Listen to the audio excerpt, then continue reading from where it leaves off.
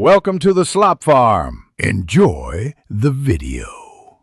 In this video, I will show how to make fried quail eggs, easy method. Heat a non-stick skillet over medium heat and add a thin layer of oil.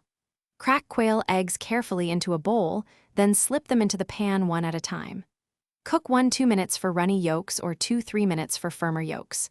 Finish with salt, pepper, and a squeeze of lemon for bright flavor.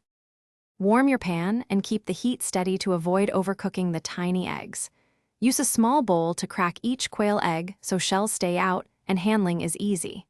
Slip eggs into the pan close to the surface to keep yolks intact and spoon hot oil around edges for even whites.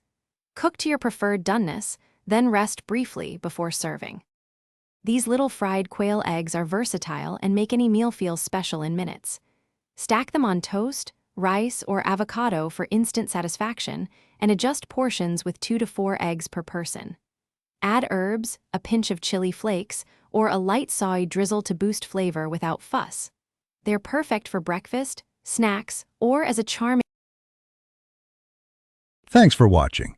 Consider subscribing if we helped you today.